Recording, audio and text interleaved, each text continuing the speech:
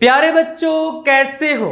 तो physics inside out platform पर मैं हूं आपका फिजिक्स टीचर और हम पढ़ रहे हैं 11th class physics new book chapter number 12 जिसका नाम है nuclear and particle physics.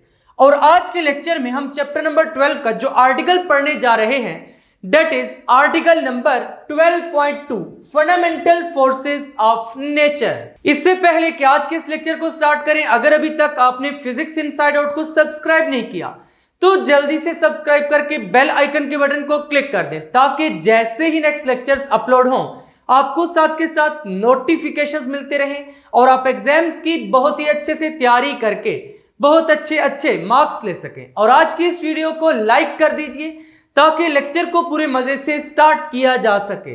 Last lecture में हमने आर्टिकल नंबर 12.1 को डिटेल में डिस्कस किया था, structure and properties of nucleus. उस लेक्चर में हमने देखा था कि न्यूक्लियस बेसिकली होता क्या है और फिर न्यूक्लियस को किस तरीके से डिस्कवर किया गया, न्यूक्लियस की कंपोजिशन क्या है, इसमें कौन कौन से पार्टिकल्स प्रेजेंट होते हैं, फिर प्रोटॉन्स क्या होते हैं, न्यूट्रॉन्स क्या होते हैं।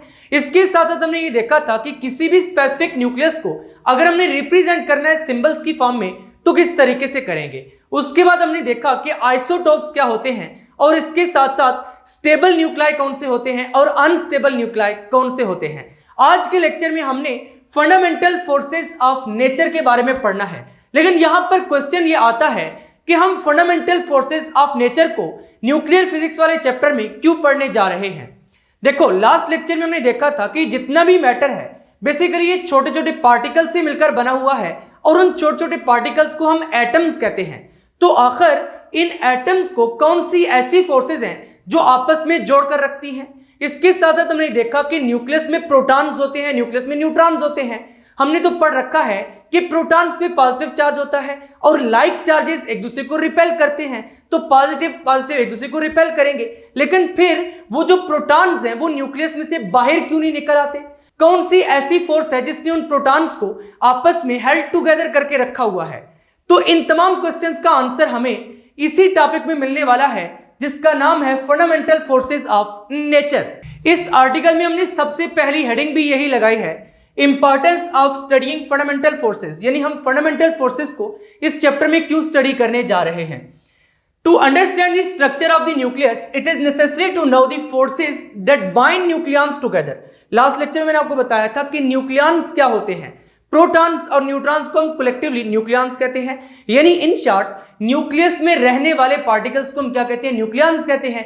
क्योंकि न्यूक्लियस में प्रोटॉन्स और न्यूट्रॉन्स प्रेजेंट होते हैं तो प्रोटॉन्स और न्यूट्रॉन्स को हम कलेक्टिवली क्या कहते हैं, न्यूक्लियॉन्स कहते हैं। तो यहां पर यह जानने के लिए कि न्यूक्लियॉन्स के दरमियान कौन सी ऐसी फोर्स है जो उनको आपस में जोड़कर रखती है, हम इस आर्टिकल को पढ़ने जा रहे हैं।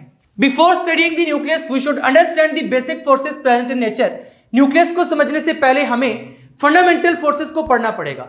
देखो, जिस तरह हमने फर्स्ट चैप्टर में पढ़ा था ना base units and derived units, वहां पर हमने देखा था कि बेस यूनिट्स फंडामेंटल यूनिट्स होते हैं जिनको डिफाइन करने के लिए हमें दूसरे यूनिट्स की जरूरत नहीं पड़ती और डिराइव्ड यूनिट्स को हम बेस यूनिट्स से ही डिराइव करते हैं। इसी तरीके से फिजिक्स में कुछ फोर्सेस ऐसी हैं जिनको एक्सप्लेन करने के लिए, जिनको डिफाइन करने के लिए फर्दर फोर्सेस की जरूरत नहीं होती, उन फोर्सेस को हम फंडामेंटल फोर्सेस कहते हैं। यानी ये बेसिक फोर्सेस हैं जो कि नेचर में एग्जिस्ट करती हैं और वो 4 फोर्सेस हैं जो कि नेचर में एग्जिस्ट करती हैं, उन्हीं को हम आज के लेक्चर में डिस्कस करने जा रहे हैं। बाकी जितनी भी फोर्सेस हैं वो उन्हीं फंडामेंटल फोर्सेस के जरिए एक्सप्लेन की जाती हैं। तो चलिए देखते हैं कि कौन सी फंडामेंटल फोर्सेस हैं।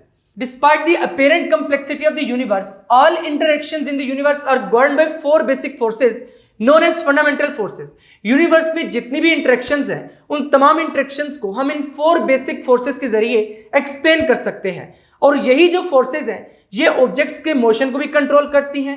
इसके साथ साथ डिफरेंट स्केल्स पर जो पार्टिकल्स हैं या फिर ऑब्जेक्ट्स हैं वो किस तरीके से एक दूसरे के साथ इंटरेक्ट करते हैं या फिर किस तरीके से बिहेव करते हैं, ranging from nucleons inside the atoms to massive galaxies, यानी अर्थ और मून के दरमियान जो फोर्स है उसको भी हम फंडामेंटल फोर्सेस के जरिए एक्सप्लेन कर सकते हैं। और इसके साथ साथ न्यूक्लियस लेवल पर यानी कि न्यूक्लियॉन्स के दरमियान जो फोर्सेस हैं उनको भी हम फंडामेंटल फोर्सेस के जरिए एक्सप्लेन कर सकते हैं। The 4 fundamental forces of nature are gravitational force, electromagnetic force, weak nuclear force and strong nuclear force. तो चलिए स्टार्ट करते हैं ग्रेविटेशनल फोर्स से।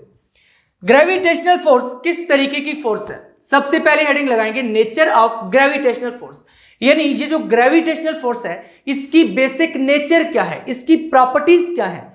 तो सबसे पहले क्या लिखा है, ग्रेविटेशनल फोर्स और ग्रेविटी, इसी को हम ग्रेविटी भी कहते हैं, is one of the four fundamental forces of nature.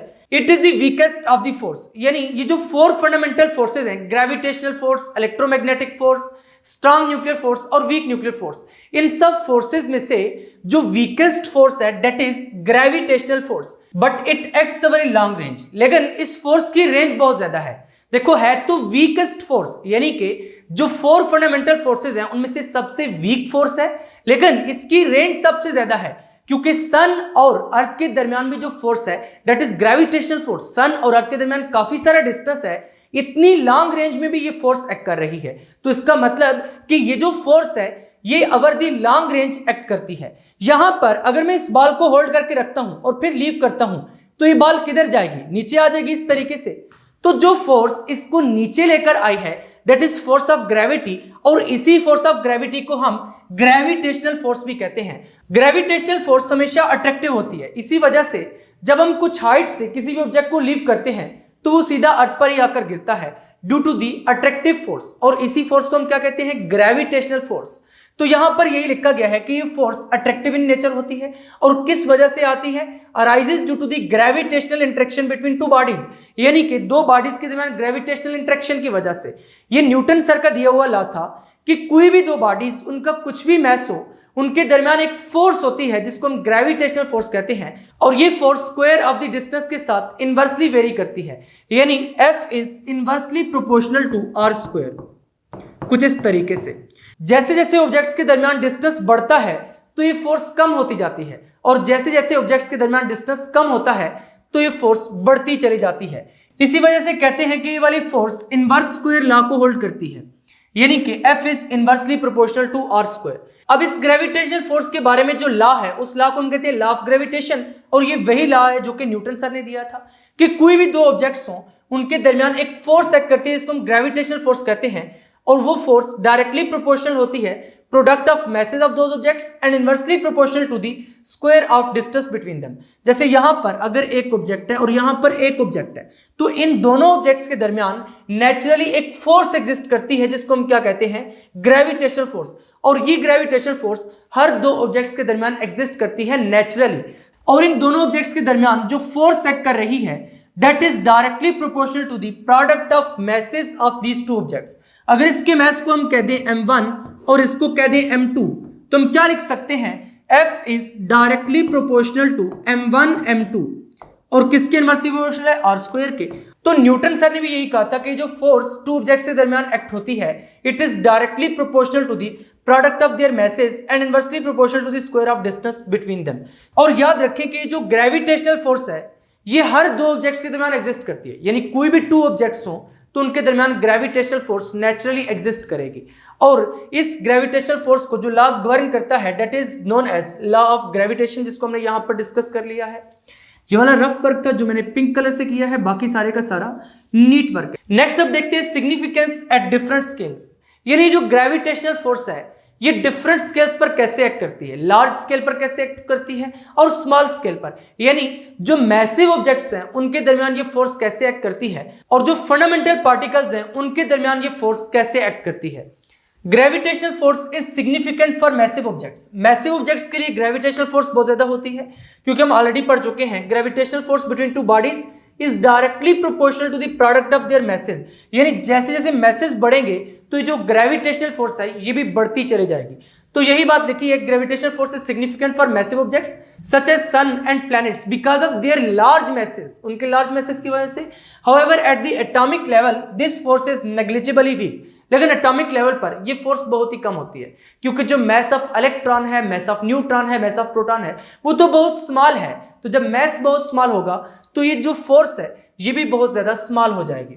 तो ग्रेविटेशनल फोर्स के बारे में आपको क्या समझ में आया है कि ग्रेविटेशनल फोर्स एक ऐसी फोर्स है जो किसी भी टू ऑब्जेक्ट्स के दरमियान एक्ट करती है, और ये किसके डायरेक्टली प्रोपोर्शनल है, is directly proportional to the product of masses of the objects, यानी कि जो मैसेज हैं ऑब्जेक्ट्स के उनके प्रोडक्ट के डायरेक्टली प्रोपोर्शनल है and is inversely proportional to the square of distance between them, यानी कि आर स्क्वायर।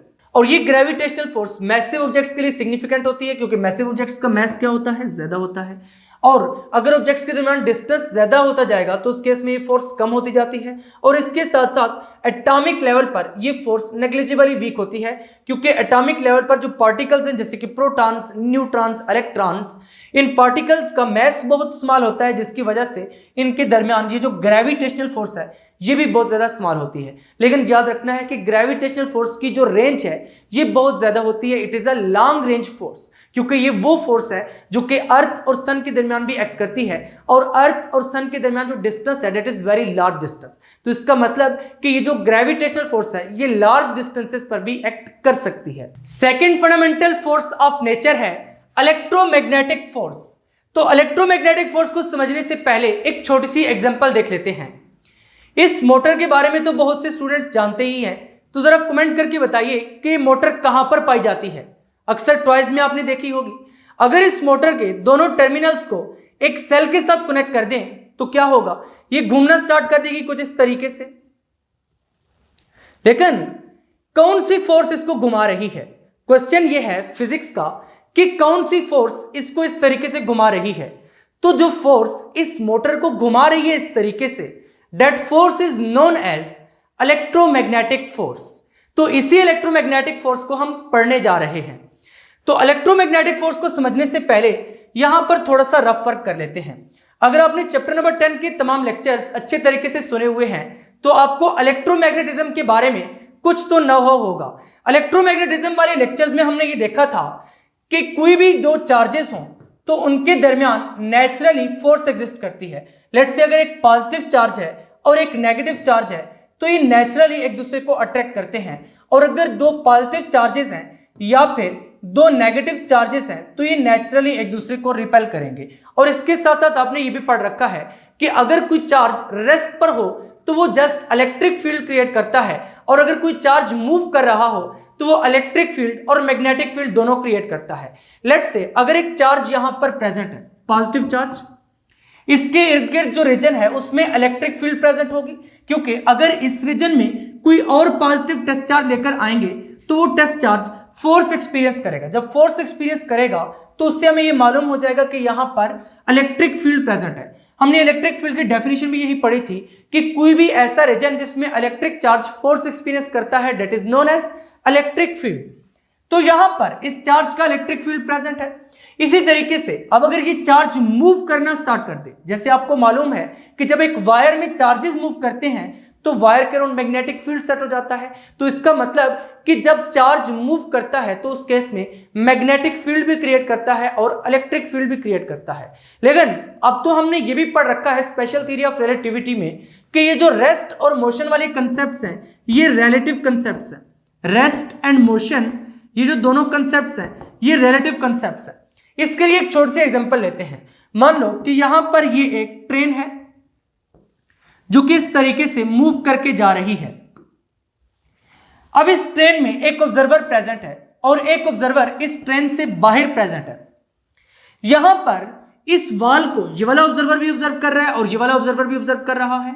अब ये वाला जो ऑब्जर्वर है इसके मुताबिक ये वाली जो वाल है ये रेस्ट पर है, यानी इस ट्रेन की ये वाली जो वाल है इस ऑब्जर्वर के रिस्पेक्ट से ये रेस्ट पर है। लेकिन ये वाला ऑब्जर्वर तो देख रहा है कि ट्रेन आगे मूव करके जा रही है कुछ वेलोसिटी v के साथ, तो इसका मतलब कि ये वाली वाल क्या कर रही है, मूव कर रही है। इसका मतलब कि जो ऑब्जर्वर इस ट्रेन के अंदर प्रेजेंट है उसके रिस्पेक्ट से ये वाली वाल रेस्ट पर है, और जो ऑब्जर्वर इस ट्रेन के बाहर प्रेजेंट है उसके मुताबिक ये वाली वाल मूव कर रही है। तो यहां से मालूम होता है कि रेस्ट और मोशन ये दोनों कंसेप्ट भी क्या है, रिलेटिव कंसेप्ट्स हैं। अगर अब मैं इसी वाल की जगह पर एक चार्ज ले लूं तो ये चार्ज इस ऑब्जर्वर के रिस्पेक्ट से तो मूव कर रहा है, लेकिन ये वाला चार्ज इस ऑब्जर्वर के रिस्पेक्ट से रेस्ट पर है। मान लो यहां पर इस वाल के करीब कुछ चार्ज बॉडी प्रेजेंट है, ये चार्ज बॉडी इस ऑब्जर्वर के रिस्पेक्ट से मूव कर रही है, इस ऑब्जर्वर के रिस्पेक्ट से रेस्ट पर है।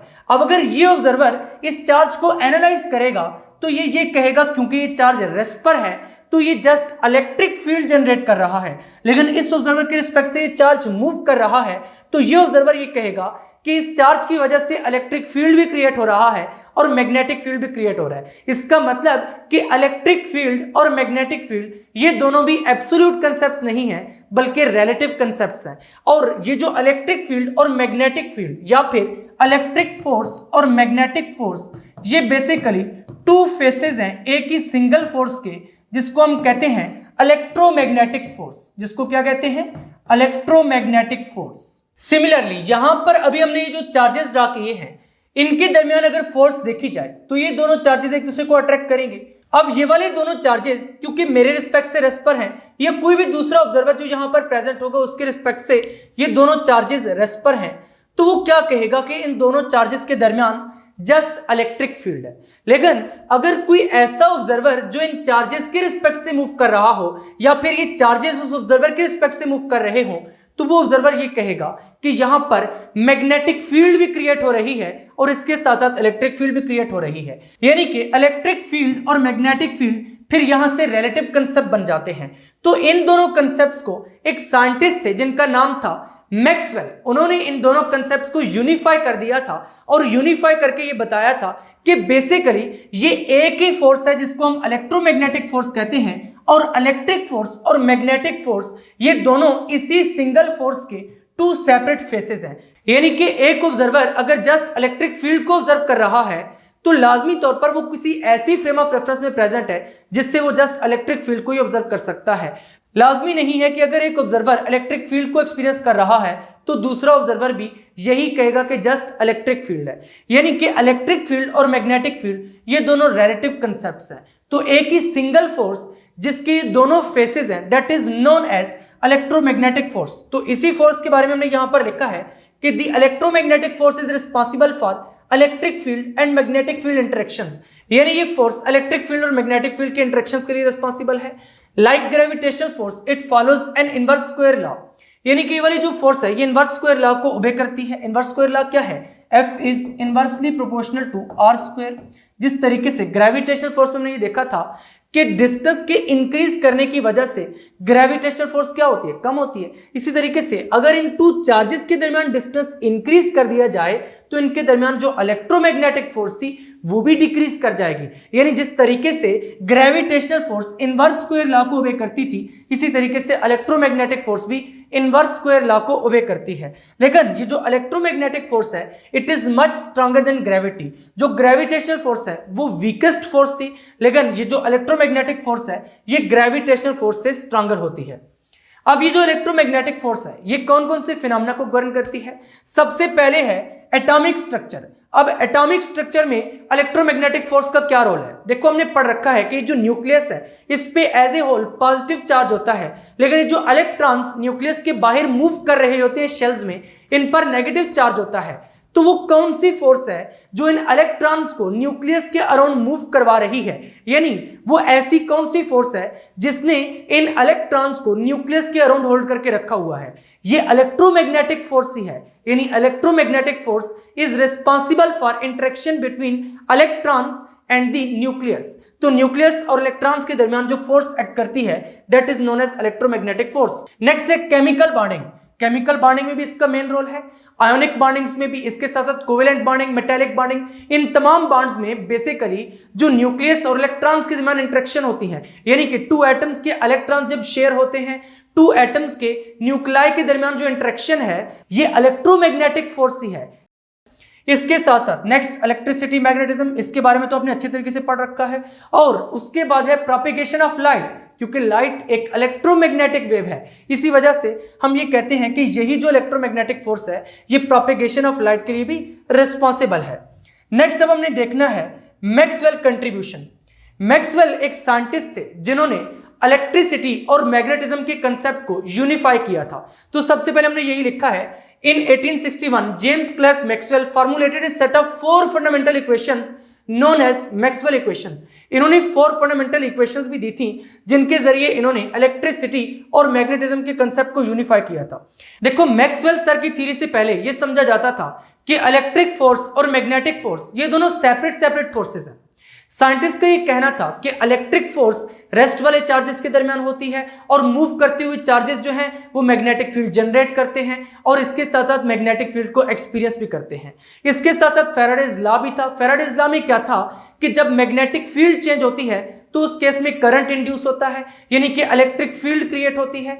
लेकिन मैक्सवेल सर ने ये कहा था कि जिस तरीके से चेंजिंग मैग्नेटिक फील्ड की वजह से इलेक्ट्रिक फील्ड प्रोड्यूस होती है, इसी तरीके से चेंजिंग इलेक्ट्रिक फील्ड की वजह से मैग्नेटिक फील्ड भी प्रोड्यूस होती है। देखो फैराडेज लॉ में तो ये था कि मैग्नेटिक फील्ड के चेंज होने की वजह से इलेक्ट्रिक फील्ड क्रिएट होती है, लेकिन मैक्सवेल सर ने ये कहा था कि जिस तरीके से मैग्नेटिक फील्ड के चेंज होने की वजह से इलेक्ट्रिक फील्ड क्रिएट होती है, इसी तरीके से इलेक्ट्रिक फील्ड के चेंज होने की वजह से मैग्नेटिक फील्ड भी क्रिएट होती है। यही कंसेप्ट था जिसकी बेस पर उन्होंने ये वाली 4 इक्वेशंस लिखी थी जिनकी हम यहां पर बात कर रहे हैं। Set of 4 equations, fundamental equations known as Maxwell equations. उनकी जो फर्स्ट इक्वेशन है वो basically Gauss's law for electricity थी, second equation Gauss's law for magnetism, third equation Faraday's law of induction और फोर्थ इक्वेशन थी modified form of Ampere's law, यानी उन्होंने Ampere's law को भी मॉडिफाई किया था। लेकिन ये हायर फिजिक्स की बात है, ये जो 4 इक्वेशंस हैं इनमें कैलकुलस इन्वॉल्व हो जाती है, इस वजह से इन्हें बीएस लेवल पर पढ़ाया जाता है।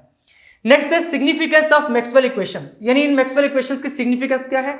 These equation describe how electric and magnetic field interact and how electromagnetic waves propagate. Maxwell equations ये एक्सप्लेन करती हैं कि इलेक्ट्रोमैग्नेटिक वेव्स किस तरीके से प्रोपेगेट करती हैं।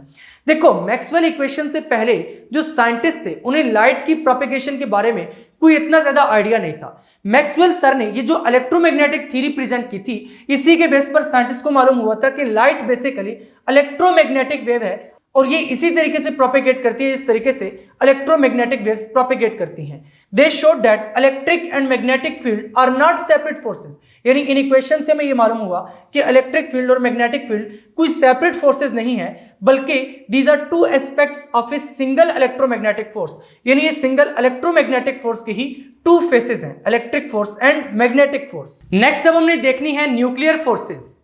न्यूक्लियर फोर्सेस में बेसिकली 2 फोर्सेस आ जाती हैं, strong nuclear forces and week nuclear forces. लेकिन न्यूक्लियर फोर्सेस को समझने से पहले हमें यह तो मालूम होना चाहिए कि हम न्यूक्लियर फोर्सेस को क्यों पढ़ने जा रहे हैं। एक रीजन तो मैं आपको ऑलरेडी लेक्चर के स्टार्ट में ही बता चुका हूं कि जो प्रोटॉन्स हैं इन पर तो पॉजिटिव चार्जेस होते हैं, फिर ये प्रोटॉन्स न्यूक्लियस में कैसे इकट्ठे रह लेते हैं, क्योंकि इलेक्ट्रोमैग्नेटिक फोर्स वाला कंसेप्ट अगर हम लगाएं तो इलेक्ट्रोमैग्नेटिक फोर्स में तो ये होता है कि 2 पॉजिटिव चार्जेस एक दूसरे को रिपेल करते हैं, तो अगर प्रोटॉन्स एक दूसरे को रिपेल करेंगे तो न्यूक्लियस को तो वहीं पर ब्रेक हो जाना चाहिए। तो इसका मतलब यह है कि न्यूक्लियस में कुछ और फोर्सेस भी एग्जिस्ट करती हैं जो कि इलेक्ट्रोमैग्नेटिक फोर्स को ओवरकम कर जाती हैं।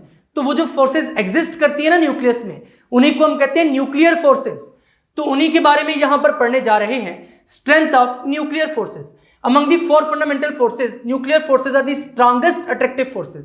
यानी न्यूक्लियर फोर्सेज स्ट्रांगेस्ट फोर्सेज होती हैं। Although electromagnetic force holds matter together, हम पढ़ चुके हैं कि इलेक्ट्रोमैग्नेटिक फोर्स मैटर को होल्ड करके रखती है, यानी कि इलेक्ट्रॉन्स को न्यूक्लियस के अराउंड होल्ड करके रखती है। लेकिन ये जो इलेक्ट्रोमैग्नेटिक फोर्स है ये नहीं एक्सप्लेन कर सकती कि जो न्यूक्लियॉन्स है न्यूक्लियस में ये किस तरीके से इकट्ठे रह रहे हैं। देखो इलेक्ट्रोमैग्नेटिक फोर्स ने बहुत ही अच्छे तरीके से इस बात को तो एक्सप्लेन कर दिया है कि जो इलेक्ट्रॉन्स हैं वो न्यूक्लियस के अराउंड कैसे रहते हैं, क्योंकि इलेक्ट्रॉन्स पर नेगेटिव चार्ज है, प्रोटॉन्स पर पॉजिटिव चार्ज है जो कि न्यूक्लियस में होते हैं। तो एज ए होल न्यूक्लियस पे पॉजिटिव चार्ज, इलेक्ट्रॉन्स पर नेगेटिव, तो इस वजह से जो इलेक्ट्रॉन्स हैं वो न्यूक्लियस के अराउंड मूव कर रहे हैं अपने अपने ऑर्बिट्स में।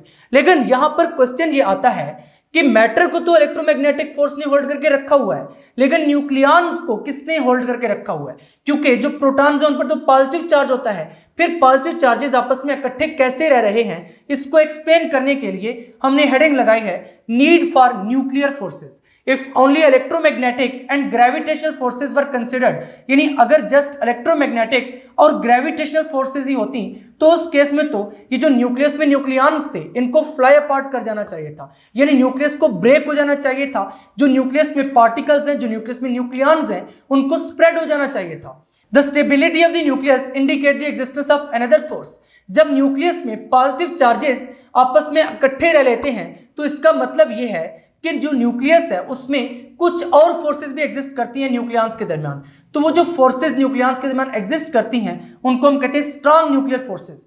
तो इसी बात को लिखा है the stability of nucleus indicates the existence of another force, यानी इलेक्ट्रोमैग्नेटिक फोर्स के अलावा कोई और फोर्स भी प्रेजेंट है। अगर जस्ट इलेक्ट्रोमैग्नेटिक होती तो पॉजिटिव पॉजिटिव एक दूसरे को रिपेल करते, न्यूक्लियस टूट जाता और सब कुछ खत्म हो जाना था। लेकिन क्योंकि न्यूक्लियस स्टेबल रहता है तो इसका मतलब कि न्यूक्लियस में कुछ और फोर्सेस भी हैं जो कि स्ट्रांगर हैं इलेक्ट्रोमैग्नेटिक फोर्सेस और ग्रेविटेशनल फोर्सेस से। तो वो जो फोर्स जिसने इस रिपल्शन को ओवरकम करके रखा हुआ है that is strong nuclear force. तो सबसे पहले इसी की बात करने जा रहे हैं। Strong nuclear forces are responsible for holding nucleons together inside the nucleus. देखो ये जो न्यूक्लियस है, मान लो ये न्यूक्लियस है, इसमें न्यूट्रॉन्स भी प्रेजेंट होते हैं, इसके साथ साथ प्रोटॉन्स भी प्रेजेंट होते हैं, पॉजिटिव चार्जेस वाले प्रोटॉन्स प्रोटॉन्स प्रोटॉन्स कुछ इस तरीके से, और इसके बाहर इलेक्ट्रॉन्स मूव कर रहे होते हैं। इलेक्ट्रॉन्स को फिलहाल हम कंसीडर नहीं कर रहे, यहां पर न्यूट्रॉन्स और प्रोटॉन्स को कंसीडर कर रहे हैं। अब यहां पर ये जो स्ट्रांग न्यूक्लियर फोर्स है ये 2 न्यूट्रॉन्स को भी आपस में होल्ड करके रखती है, इसके साथ साथ 2 प्रोटॉन्स को भी आपस में होल्ड करके रखती है, प्रोटॉन और न्यूट्रॉन को भी आपस में होल्ड करके रखती है, इसके साथ साथ न्यूट्रॉन और प्रोटॉन को भी, यानी 2 न्यूट्रॉन्स के दरमियान में भी स्ट्रांग न्यूक्लियर फोर्स एक्सर्ट होती है, इसके साथ साथ 2 प्रोटॉन्स के दरमियान में भी होती है, प्रोटॉन और न्यूट्रॉन के दरमियान में भी होती है, और न्यूट्रॉन और प्रोटॉन के दरमियान में भी होती है। यानी इन तमाम पार्टिकल्स के दरमियान ये वाली फोर्स एक्सर्ट करती है, that is strong nuclear force.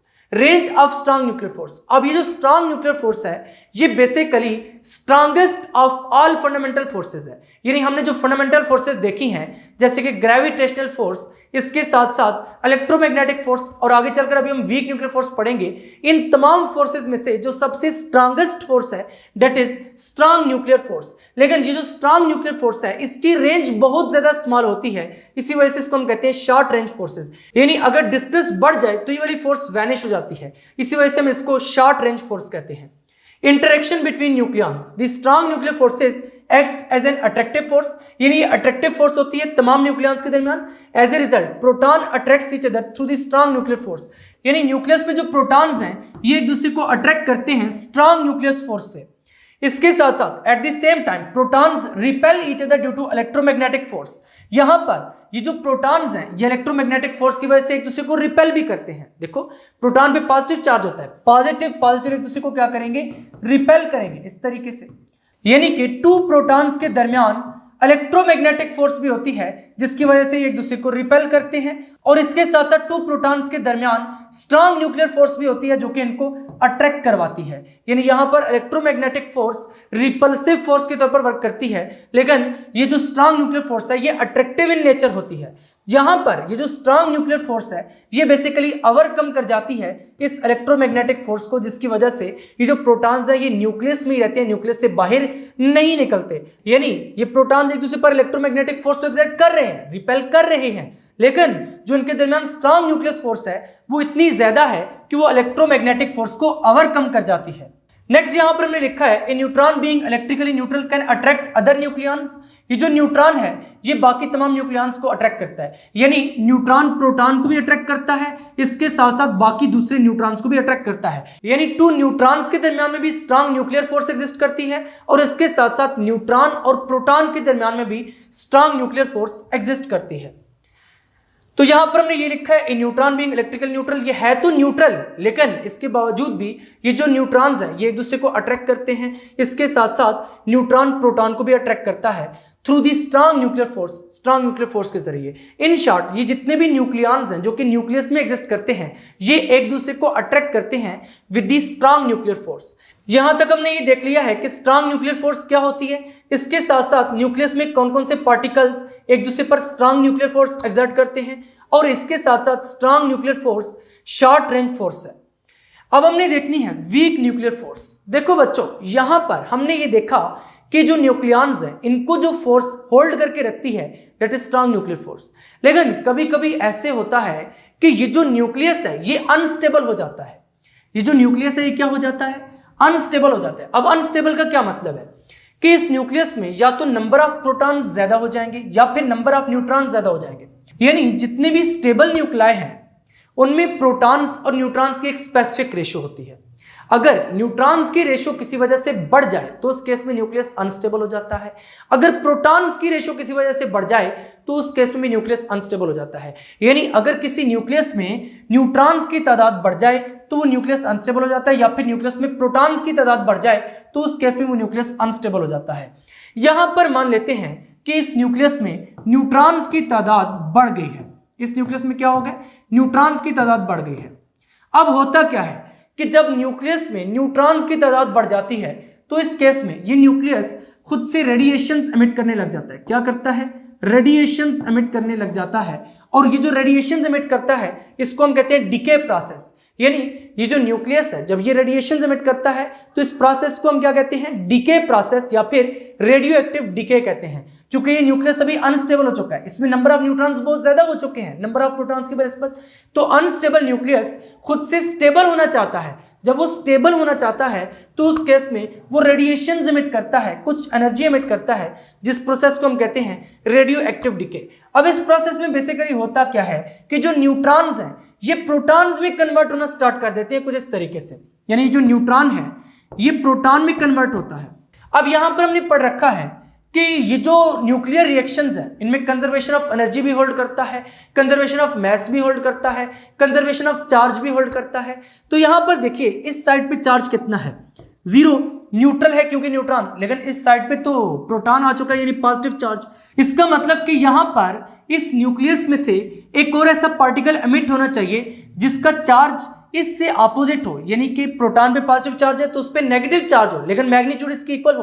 तो यहां पर बेसिकली एक नेगेटिव पार्टिकल एमिट होगा, यानी कि एक इलेक्ट्रॉन की खसूसियात रखने वाला पार्टिकल एमिट होगा, यानी जिसकी प्रॉपर्टीज इलेक्ट्रॉन के तरीके की होंगी।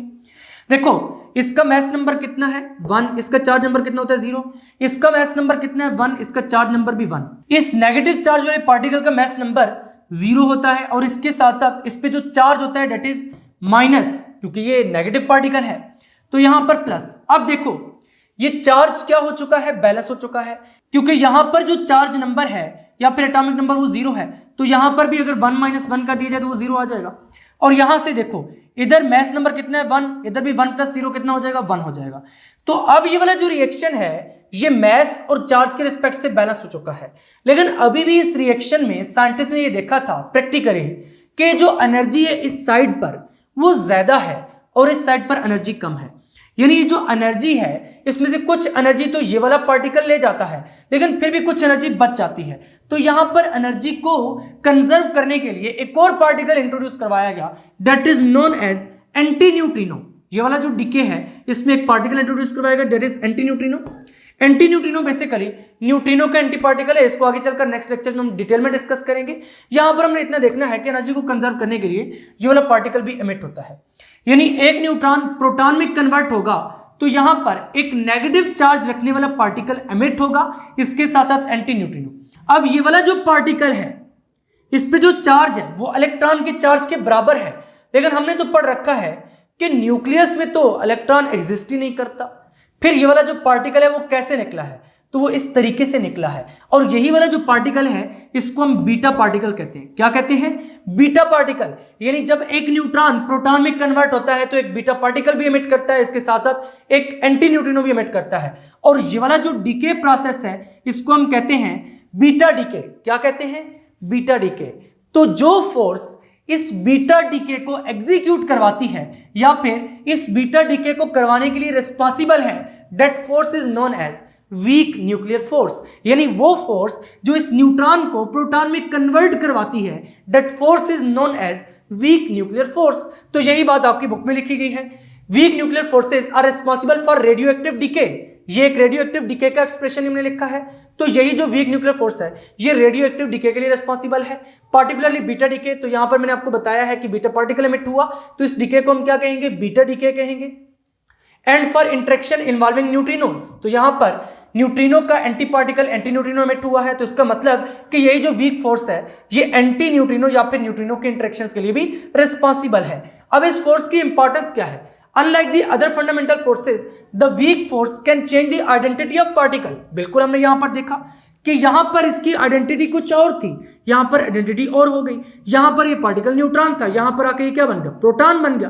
तो इसका मतलब कि जो वीक न्यूक्लियर फोर्स है ये पार्टिकल्स की आइडेंटिटी को भी चेंज कर सकती है। This property makes the weak nuclear force essential for the processes such as nuclear fusion in stars. जैसे कि सन में न्यूक्लियर फ्यूजन रिएक्शन होता है, अब सन में जो न्यूक्लियर फ्यूजन रिएक्शन होता है ना, उसके बैक एंड पे भी जो फोर्स है जो इस रिएक्शन को कंडक्ट करवा रही है, that is weak nuclear force. इसका मतलब कि वीक न्यूक्लियर फोर्स एक ऐसी इंपॉर्टेंट फोर्स है जिसकी वजह से हमें सन से लाइट मिल रही है। Decay of unstable atomic nuclei, यानी जो अनस्टेबल एटॉमिक न्यूक्लाई है इनके डिके के लिए भी यही वीक न्यूक्लियर फोर्स रिस्पॉन्सिबल है। तो यहां तक कंप्लीट होता है फंडामेंटल फोर्सेस ऑफ नेचर वाला लेक्चर। इसमें हमने बेसिकली क्या डिस्कस किया है? सबसे पहले हमने ग्रेविटेशनल फोर्स के बारे में पढ़ा है, उसके बाद हमने इलेक्ट्रोमैग्नेटिक फोर्स के बारे में पढ़ा है, देन हमने स्ट्रांग न्यूक्लियर फोर्स के बारे में पढ़ा है, और उसके बाद वीक न्यूक्लियर फोर्स के बारे में पढ़ा है। यहां पर एक और भी बहुत ही इंपॉर्टेंट पॉइंट है कि जब टेम्परेचर बहुत ज्यादा हाई हो जाता है तो ये जो वीक न्यूक्लियर फोर्स है और इसके साथ साथ इलेक्ट्रोमैग्नेटिक फोर्स है, ये दोनों फोर्सेस यूनिफाई हो जाती हैं। लेकिन ये जस्ट हाई टेम्परेचर्स पर होता है, लो टेम्परेचर्स पर ऐसा नहीं होता। लेकिन हाई टेम्परेचर्स पर इन फोर्सेस के यूनिफिकेशन की वजह से जो न्यू फोर्स आती है उसको हम इलेक्ट्रोवीक फोर्स का नाम देते हैं। लेकिन ये जस्ट हाई टेम्परेचर्स पर होता है, लो टेम्परेचर्स पर वीक न्यूक्लियर फोर्सेस और इलेक्ट्रोमैग्नेटिक फोर्सेस सेपरेट ही बिहेव करती हैं। तो ये वाला जो आर्टिकल है फंडामेंटल फोर्सेस ऑफ नेचर, ये लॉन्ग क्वेश्चन में भी पूछा जा सकता है। इसके साथ साथ इस आर्टिकल में से शॉर्ट क्वेश्चन भी बन सकते हैं। तो अपने इस आर्टिकल को अच्छे तरीके से प्रिपेयर करना है। अब नेक्स्ट हमारे पास एक टेबल भी है जिसमें हमने कंपैरिजन करना है। तो हेडिंग लगाइए relative strength and range of 4 fundamental forces. तो यहां पर फोर्सेस के नेम लिखे हैं, इसके साथ साथ यहां पर उनकी अप्रॉक्सीमेट रिलेटिव स्ट्रेंथ लिखी है और यहां पर रेंज लिखी है। अब यहां पर ये जो अप्रॉक्सीमेट रिलेटिव स्ट्रेंथ लिखी है ना, ये स्ट्रांग फोर्स के कंपैरिजन में लिखी है। ये जो स्ट्रांग न्यूक्लियर फोर्स है इसको हमने सपोज कर लिया कि लेट्स से इसकी स्ट्रेंथ 1 है। जस्ट सपोज किया है कि इसकी स्ट्रेंथ 1 है। अगर स्ट्रांग न्यूक्लियर फोर्स की स्ट्रेंथ को 1 माना जाए तो उसके कंपैरिजन में जो ग्रेविटेशनल फोर्स की स्ट्रेंथ बनती है दैट इज 10⁻⁻38 और ग्रेविटेशनल फोर्स की रेंज क्या है? इन्फिनिटी है, यानी ये इनफाइनाइट डिस्टेंस तक एक्ट करती है। उसके बाद है वीक न्यूक्लियर फोर्स। अगर वीक न्यूक्लियर फोर्स की स्ट्रेंथ को इस स्ट्रांग न्यूक्लियर फोर्स की स्ट्रेंथ के साथ कंपेयर किया जाए तो वो ऑलमोस्ट 10⁻⁻13 बनती है। और अगर वीक न्यूक्लियर फोर्स की रेंज की बात की जाए तो वो लेस देन 10⁻⁻18 मीटर बनती है, यानी 10⁻⁻18 मीटर से कम डिस्टेंसेस पर ही ये वीक न्यूक्लियर फोर्स एक्ट करती है। उसके बाद इलेक्ट्रोमैग्नेटिक फोर्स है। अगर इसकी रिलेटिव स्ट्रेंथ की बात करें तो इसकी जो स्ट्रेंथ है इलेक्ट्रोमैग्नेटिक फोर्स की as compare to strong nuclear force it is 10⁻⁻2 और इसकी भी जो रेंज है वो इनफाइनाइट है, यानी इलेक्ट्रोमैग्नेटिक फोर्स इनफाइनाइट डिस्टेंसेस तक एक्ट करती है। उसके बाद है स्ट्रांग न्यूक्लियर फोर्स। तो स्ट्रांग न्यूक्लियर फोर्स की अभी हमने मानी है कि इसकी स्ट्रेंथ 1 है। इसकी स्ट्रेंथ को 1 मानते हुए ही हमने बाकी तमाम फोर्सेस की स्ट्रेंथ को कंपेयर किया है, यानी इस 1 के कंपैरिजन में अगर बाकी तमाम फोर्सेस की स्ट्रेंथ देखी जाए तो वो ये वाली आती हैं जो कि हमने पढ़ी है। तो यहां पर स्ट्रांग न्यूक्लियर फोर्स की स्ट्रेंथ को हमने 1 कहा है और इसकी जो रेंज है वो लेस देन 10⁻⁻15 मीटर है। तो यहां तक कंप्लीट होता है आज का लेक्चर। उम्मीद है कि आपको ये तमाम कंसेप्ट अच्छे तरीके से समझ आ चुके होंगे। फाइनली आज का लेक्चर यहीं पर एंड होता है। अगर अभी तक आपने फिजिक्स इनसाइड आउट को सब्सक्राइब नहीं किया तो जल्दी से सब्सक्राइब करके बेल आइकन के बटन को क्लिक कर दें ताकि जैसे ही नेक्स्ट लेक्चर्स अपलोड हों आपको साथ के साथ नोटिफिकेशन मिलते रहें और आप एग्जाम्स की बहुत ही अच्छे से तैयारी करके बहुत अच्छे मार्क्स ले सकें। मिलेंगे नेक्स्ट लेक्चर में, तब तक के लिए अल्लाह हाफिज।